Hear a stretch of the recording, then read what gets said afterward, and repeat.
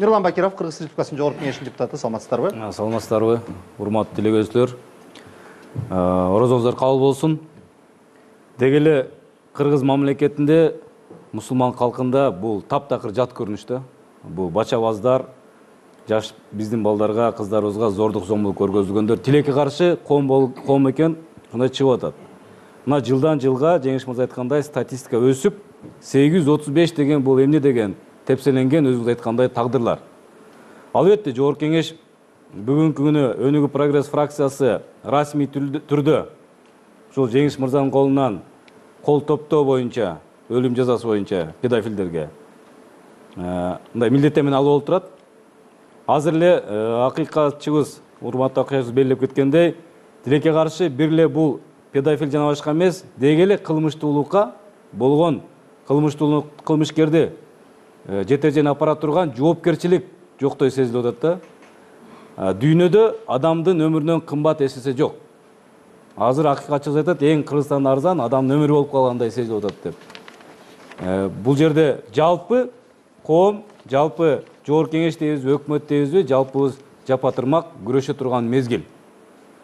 Профилактика алдын алып, мына ошол беренелерге сөз түрдө өкмөттүн дагы мүмкүнчүлүгү бар бүгүн мыйзам өзгөртүү киргизгенге сунуш берген болсо, ал токтоосуз түрдө комитетке алып чыгып каралып, тийиштүү өзгөртүүлөр кабыл алынат. Сиздин пикириңиз кандай? Өлүм жазасын киргизиш керекпи же киргизбеш керекпи?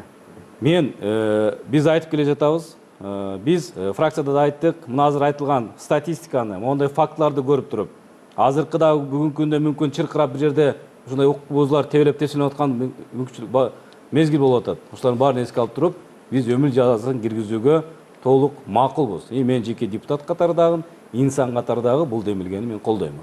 Себеби сентябрь айында шайлоо акциясы жүрүп атканда эле өнүгүү силер жалгыз сөз бердиңер эле киргизебиз деп. Бирок негедир активисттер кыймылдабайынча инициативада көтөрүлгөн жок да, демилгеде ошо боюнча тура берди. Биз демилгени айтканбыз. Ал ой пикир болуп аткан. Мына азыр активисттер менен чогуу аны ишке ашыра турган мезгил келип атат. Бул процедурасы азыр күндө мына өтө жеңил эмес негизи. Аны акыйкатчы мырза да айтып кетти. Ошондуктан кол топтоо менен, референдум жолу менен, баш мыйзамга өзгөртүү киргизүү жолу менен аны ишке ашыра турган маселе. Өнүгүү толугу менен колдоп береби? Мен ойлойм, фракцияда бир добуштан чечим кабыл алынды, бир добуштан колдоп берет деген ишеничтебиз. Себеби мындан бир нече күн мурун кабыл алынган мыйзамга 62 депутат каршы болуп койбодубу? Жаш өспүрүмдөр менен никеге туруу боюнча. Бул деле эми ал мыйзам менен таптакыр бул мыйзамдын баягы табияты башка. Бизде бүгүнкү күндө дагы мыйзам бар. 17-18 жашка чейин турмушка узатууга мыйзам жол бербейт. Ал жерде мааниси ошол турмушка узаткандан кийин регистрация ЗАГСтан катон өтмөйүн молдо нике кыйбаш керек деген маселе бар. Сиз өзүңүз мен өзүм макул, сиз макул деп отурсуз. Бирок сиздин фракциялаштарыңыз Жамалдинов, Икрамов, Масалиев, Султанов, Узакбаев 5 депутат каршы болуп шайлаптыр. Албетте ар бир депутат өзү үчүн гана жооп бериш керек, добуш бергенде.